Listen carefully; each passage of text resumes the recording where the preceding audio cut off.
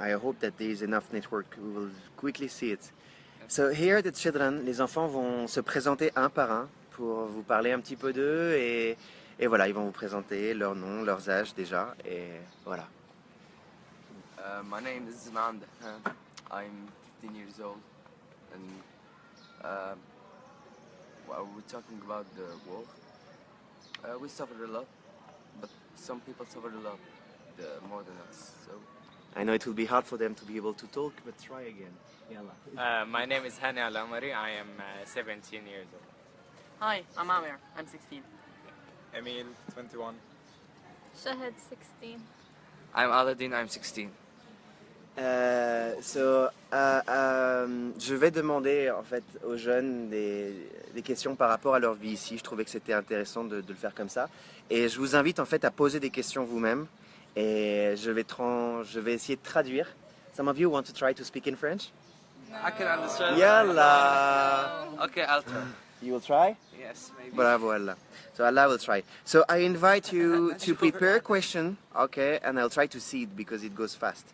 So I want just first to ask you, what is the most difficult moments or the memories you have here in Aleppo?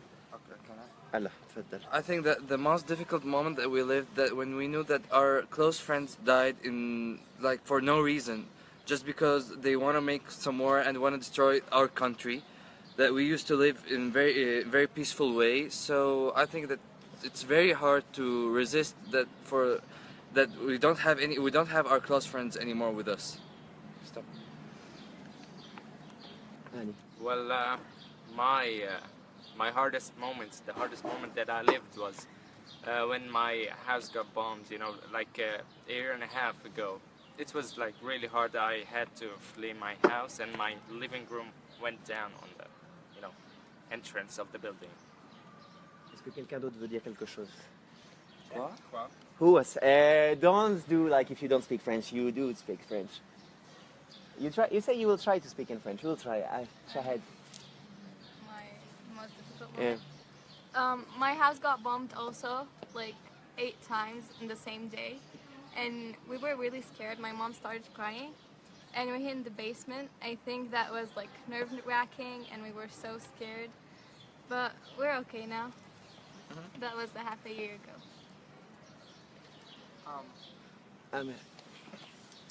My hardest moment has to be, it was 2 years ago.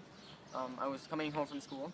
It was in like crap area. I was in the bus and a mortar fell actually. And there was a person walking. He was like, let's say 22, and he was hit with a couple of splinters, and he went on the floor, and his skull cracked and his brain went out of his body, and it was really disgusting, and it feels like crap because I couldn't help him, but he was in front of me, and it's kind of crappy.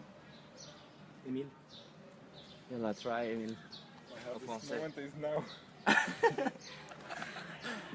Yes, one of the hardest moments we lived was when there was like big rockets falling all around our neighborhoods at night, and like the whole buildings went down. Whole family died actually, and it felt like it's the last night of my life. That's a moment I would never forget in my life. Well, I think the hardest thing you could ever live is fleeing your house. Like truly, it's really hard. You'll just don't know what to do. Where should I go now? What should I do next? What should I do with, for example, my pet or my brother? Is he gonna be safe? Right. One of the hardest moments is when your friend dies. You feel like losing a member of your family, like brother. It's a really hard moment. So it feels really crappy to lose one of your friends.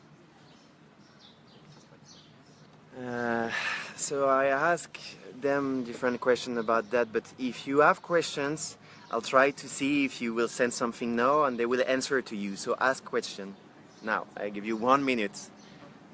Comment pouvait-il étudier? Okay, a question. How have you been able to study during because of the war and everything? Did you keep going to school and. Yes, we kept going to school. We survived even if the situation was awful, but we kept going to school because life won't stop right here. It has to continue. We should we should go somewhere. So I think that no matter what, but we should we survived and we should still survive it by going to school. There's a year of our life, like actually the first year of war, I didn't go to school like for a whole year. Yeah, I skipped the 7th grade. Yeah, it didn't feel good, trust me. The first year for I was baccalaureate, and it was like the hardest year of war. There was no food, no water, no electricity, no fuel, nothing, and we were like about to stop going to school many times, but eventually we continued and we got over it. No, my school didn't stop. We worked it out because of hard work and willing. So, but it was hard. It was really hard. It was studying and stuff. We actually had to study on candles. It's like the Middle Ages or something, but we actually had to do that. Yes, we did it. And the school stopped a lot because we used to receive rockets here. Yeah. Even here in the garden, and two on the entry of the school also. Yes. Hopefully nobody gets injured here. I don't think so. Nobody gets injured in the school. Nobody. But they closed the school, in fact, lots of time. In which way? Okay, for the people who doesn't understand English, I'm sorry because they speak English. They speak French, but they're lazy, in fact. Huh? You are speaking French. Si vous avez des questions en français, posez-la. Je les pose en anglais et. Okay, it's a question political, but I don't want to ask it. No, ask. You ask? Ask away. Okay. What do you think about your government? Give us. That was it. What do we think about our government? Is one of the best governments in the world. Most of the thing you hear or you see about our government is totally wrong. I mean, of course, no. It's And not no. perfect. There's good and bad things. Yes, there's good and bad things, but of course, and our government won't hurt us. If it's too bad, we wouldn't stay here. We are not forced to stay here. We can leave, but we're still here. And people who left because of terrorists, not because the government is bad or something. Actually, our government is trying its best to get everything back on track, so we hope for the best. Honestly, it's good and everything, but it's still corrupt. It's the same as any other government in the world. Every person, every aristocrat, they're all corrupt. So it doesn't matter if he's trying or not. He's gonna end up taking a bribe. He's gonna end up screwing you over, and he's gonna end up selling you. So as you see, there is good and bad things. It is not about showing only the good things about Syria, but the country here, people believe that the terrorists outside, they come for freedom, they bring us freedom, but they don't bring freedom, they come to take it. So this is, I think, something very important that the people, I can ask you, you will see the reaction, I think it will be funny. What do you think when I ask you that, when I tell you that the people outside, they believe that the people, the terrorists, that we are calling rebel are bringing you freedom? No, they're just taking it. They're just ruining our They're lives. destroying our lives, yeah. They destroyed They everything. throw bombs at us. Like, They really. destroyed our lives. They destroyed our dreams. They destroyed our everything. Was everything beautiful that was in Aleppo, especially in Aleppo. As I mentioned earlier, my house got bombed, but well, I live in a residential area, so there are no army forces. Why do you have to bomb my house exactly? Do I have like a fucking, like a, I don't know, like a storage for arms? Am I an arms dealer? Do I look like one? I don't think so. So I'll try to see if there is canapé, engagez-vous en politique pour que ça ne se reproduise plus. We don't believe that Freud are helping you. Yeah, they're saying that they are saying that, of course, the Free Syrian Army, they think people think that they are helping you. They are here to Who? help you. Free Syrian Army. Just yeah. to Actually, they want to turn our country to only Islamic, like not Region. a normal Islamic. Islamic State. إنه متشددين. Islamic. Like a strict Islamic Caliphate. Caliphate. Yeah. Caliphate Islamic states, and yes, And they that are, I don't think that they can go somewhere with this idea, because especially in Syria we always used to live like Christians, Muslims, and different kinds of religions, and nobody had a problem with that. So I think that hard luck. Si vous avez des questions, encore une fois, je n'ai pas pu regarder toutes les questions comme je filme en même temps, mais je pensais que c'était important de regarder. How do you see your future? What are you doing now? What are your plans for the coming years? I will just say something before that as I say, comme ils l'ont dit avant, la particularité de cette guerre, c'est qu'elle a détruit non seulement les maisons, elle a détruit le pays, elle a détruit l'économie. Les sanctions qui ont été votées font que la plupart des gens qui sont ici voyagent à cause de ça. Et la plupart des gamins qui sont ici ont du mal à voir leur futur, sincèrement. Somebody is asking, how do you see your future? How do you imagine it? It's blank. You don't know what's gonna happen. You could die in a minute, you could die in an hour, a week, a month, or a year. So you live day by day, hope for the best. Yeah, we do what we have to do. We study, we hope for the best. We hope this war will end soon so we can go on with our lives like normal. Say something, Emile? to me, like 2 years ago or 1 year ago, if you ask me how do you see your future, I would probably say no, I don't see myself here in Syria. I would say I see myself outside. But now it's like a little bit better, especially here in Aleppo, and hopefully that the situation will get much better, and the city will rise up again, like economically, and there will be like a good work chances. And some people said, how do you see, let me check the question. Thomas, merci de ta salutation.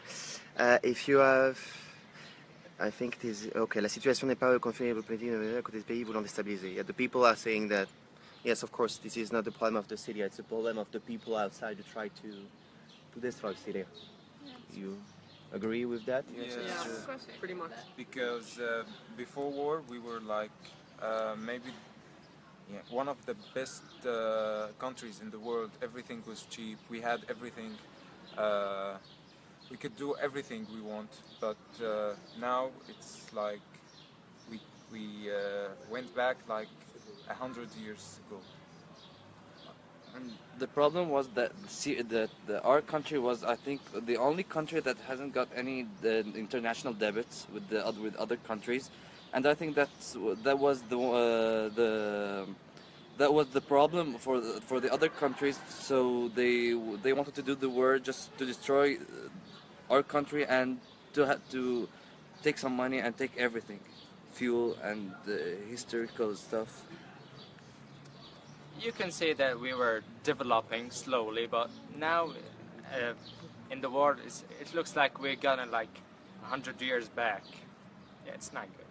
And this country is, I mean, if you can come here and you can see Syria how it is, you'll see that it's like sort of Paris. There is the war, there is economic sanctions, because it is not the war the problem, it is the economic sanctions. My country, America, voted sanctions against Syria, but not against the government, against the people. So who is paying the price today of there is no job, the money worth nothing, your families have to stay? This is the sanctions. And this is not even the war, this is not even the terrorists. This is the other type of terrorists. Yeah. This is governmental terrorists. And if, just one thing which is important, I think, because people may say that the people who are here, they don't represent Syria, which is not true, because until now, I've been filming the same people in East Aleppo, the same families who live with terrorists, and they have exactly the same testimony. I can continue to publish the same testimonies, but you will see that these children, they have no difference with the people from the East. Two different stories, two different wars, but the same feelings. Because the people who escape, they don't escape from rebellion, they escape from terrorism. And let me try to ask a question again, maybe people want to... I want to ask you again, just to know, just your impression, I don't prepare anything. In France, we keep receiving actually the head of the Free Syrian Army as a support for the transition for freedom of your country. Nobody in our government called Jabhat al-Nusra, Sultan Murad, Nureddin al-Zinki, Free Syrian Army, nobody called them terrorists. But really, what do you think about that? As Syrians who have been living there, as Syrians, you have been meeting again the families from the East. You reunified because the children who are here are not only Christians, they are Muslims, they are Christians, but since there is no religion here. What do you think about that? What do you think about these people still outside who are saying that they're bringing freedom? The same who are connecting with America today and who invaded the north of Syria. I say that enough is enough, and we're done with the stuff. That they're not giving us freedom, they're taking it. And maybe just they have to leave us alone. Well, consider a random person walking up to you saying, "You're wearing jeans. You deserve a whiplash." Do you and he's wearing weird clothes. He has an AK. He has pistols, guns, grenades, anything. Do you call him a terrorist, or do you call him a rebel, or the person giving you freedom?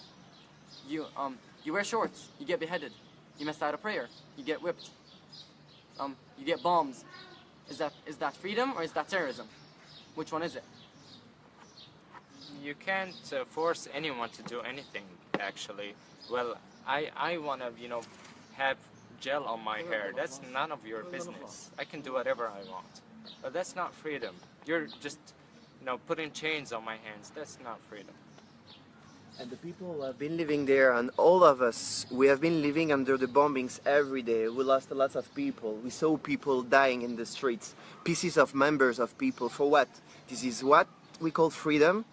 You can see the children who are here. I mean, you can see the life around. There's good areas, bad areas. You can go even in the bad areas. The freedom is here. There's, again, good and bad thing in this country. But the people and everything, the lie about this war is so huge. It is so huge. If I say that this war is a lie, what do you think about it? I ask you, just you. What do you mean? When I say if the war is a lie about the reasons of this war.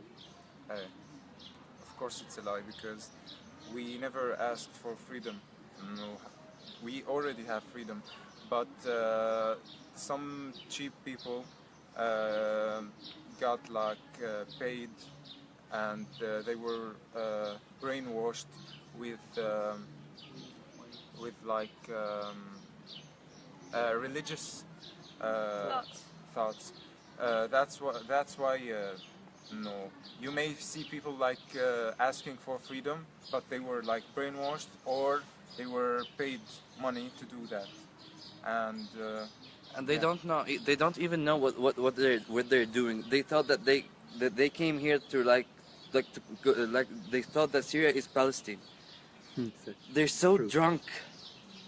They don't know where even they are. So I don't think that they are army or asking for freedom. They're just asking for money. I'll see if there is question, maybe. Yes. And yeah, if we are demanding for freedom, how can people from the outside, from from Saudi, from foreign countries, how can they give us freedom? If we want freedom, we take freedom by ourselves. How can foreign people give us freedom? And especially Saudi Arabia. Yeah. This is not the main country who give freedom. Saudi Arabia is the most country that should have freedom. It's the last country on the planet to talk about freedom. Yeah, women aren't even allowed to drive. In my opinion, they saw us getting better and better, so they made this war to stop us from being a great nation or something like that. That's one of the causes. So I'll see if there is a question. What do you think about Russia and the support for Syria. Me, I will answer this question and I will let them answer. The first video I did when I arrived in Aleppo, I did it in the school before the students arrived. And I say in the video that I was praying for the Russian planes to arrive. You will tell me it is terrible what I am saying. I'm not saying that I am pro-Putin, this is not my question. But at that moment, if the Russian planes wasn't there, we get bombed at any hour of the day. No planes, we receive rockets, mortars, Doshka at any moment, and people die everywhere. So you will tell, yes, the planes were bombing also the East Aleppo, which was terrible. It is true. We have been supporting these families. We are working with these families today. We are helping as much as we can. But believe me, if the Russian planes haven't been here, today it will be Jabhat al-Nusra at our place here. Cutting and our heads. yes, and we will be today, much more people will have died. Really, you have no idea about that. You can't understand what we have been living here. So I asked them, what do you think about Russia or support of other people? First of all, one of the reasons that the war, like especially in Aleppo, didn't done like too fast, it's because, okay, we know and the government knows that there is civilians in East Aleppo. If as you see on the media, like the government are bombing all of East Aleppo, we would have like finished wars like 2 years ago. It's been like 4 years. Is it like possible for the government to keep blowing like East Aleppo for 4 years and it's not done yet?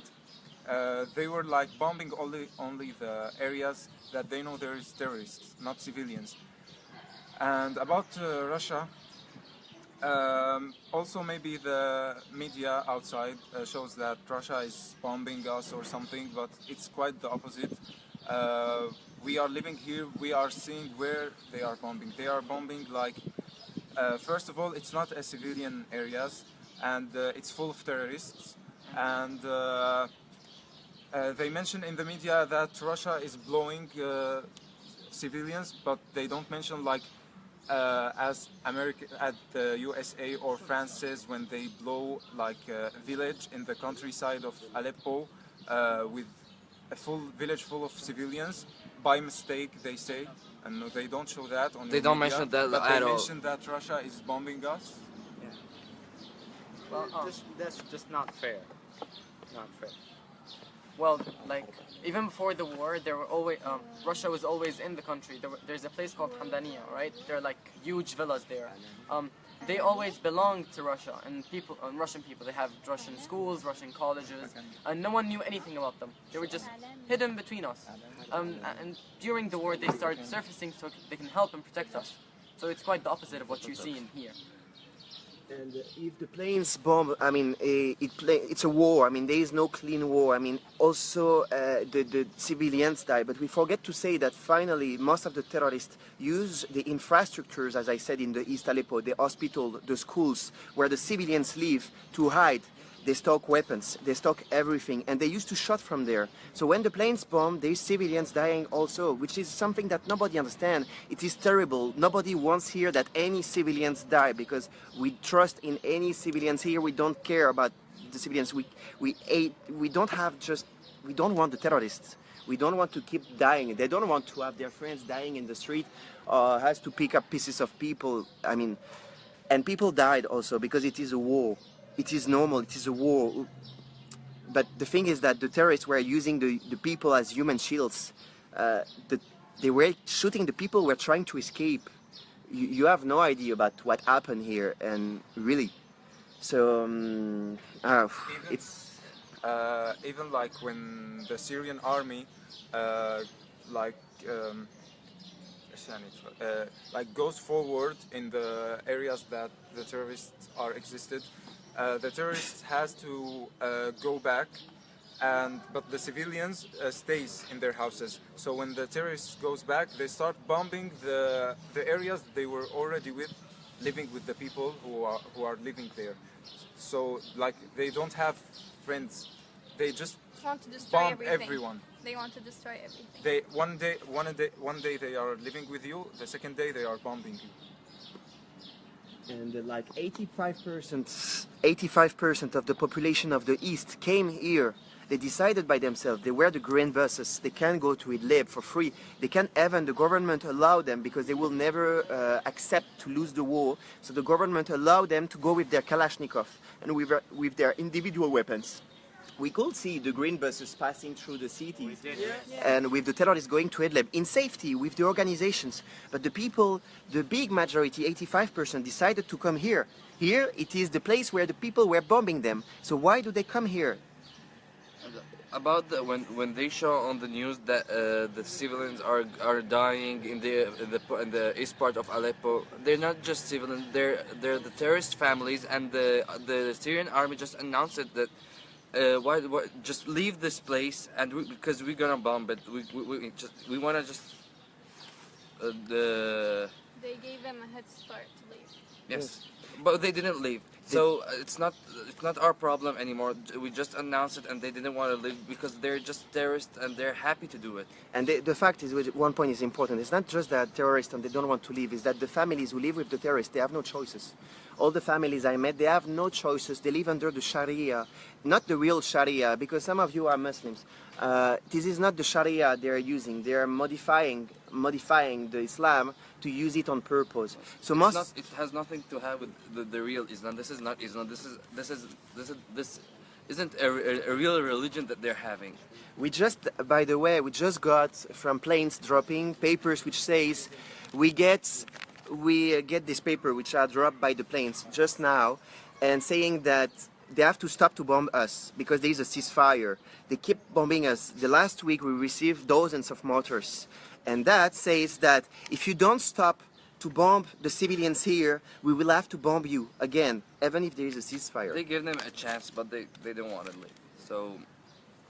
So the thing is that nobody here wants that people die. Nobody. From a side to another, we don't care. The terrorists who are here are a minority which keep a majority in hostage.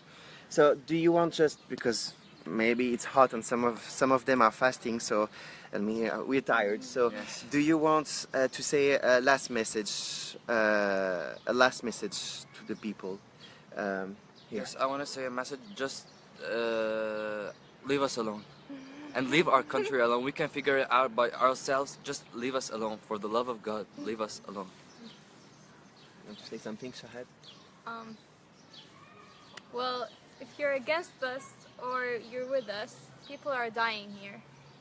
Well, some people don't care, but if it's your close friend or someone who you know, you will be sad about it. And I mean, we're real people and we're living our lives. So if you accept it or not, that's what's happening over here. And thanks for your support if you're supporting us. Do you want to say something else? It doesn't matter if you're with us or against us, as long as you reach the humanitarian side and just fuck off, completely fuck off. We'll figure it out. Because if we stay and just we're trying to, until you figure something out for us, people are still dying. So leave us alone. All what we want is just to go to our schools, go see our friends, go to Scout, just live our lives. We don't want anybody to die. We don't want our friends to die. We just live simply. That's it. Me as a Syrian citizen, I want to get my normal life back. Just live my normal life. So if you can support us, do it. Just do it.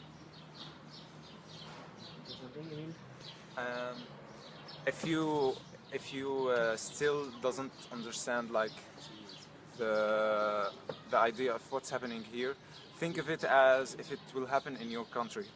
Think of it as if you are living in France, like if you are living in France, and everything is good, you are living a happy life, and then like foreign countries sending armed groups just to destroy your country. And they say that they are demanding for freedom for you. Would you accept that? Just think of it like that. So we'll stop on that, and I am just this. You wanted also to share that because I know that the conflict is difficult to understand. I know it's very, very hard, but the reality is much different than what people are telling you. So You can see these children, nobody have a gun on their heads. We will maybe tell you that we are the propagandists again. Maybe they And work there's from. a Muslim girl just sitting right just beside me, and she's not having the black dress or just. We're just living like normal people. Yes, and the people are united. The church are connected to the mosques. There is like extremists in both sides, in Christians and in Islamists. But the thing is that, how I can say, the people here, they want the peace. They want that to stop. They told you everything they feel. Today we just sit because we were working on their dreams, Yeah. and Stop the racism. If there is any racism, stop it. yes, to stop. Yes, anyway, to stop. Just so they share that with you. You do whatever you want. Nobody is here to tell you what to think, how to behave, whatever. But just remind that in a little piece of your mind and try to keep it. Have a just little of humanity in yourselves. because you can believe the media, you can believe the people telling you everything. But I mean, you have people who live there. Who do you want to believe? People who are writing about the war behind the keyboard in Paris, in New York, in Saudi Arabia, or whatever, or Istanbul, especially Istanbul, or people who live in Aleppo are telling you what we're living, and the same what we have been living with the East families. They have been telling you everything. So there is no good war, there is no all white, there is no all black. But the balance today is really going down on the side of the people who live there. So just a little high and we will go rest. I can say it in French. Au revoir. Bye. Bye. See ya. Tschüss. Arigato. Adios. Bravo. Yalla, à bientôt.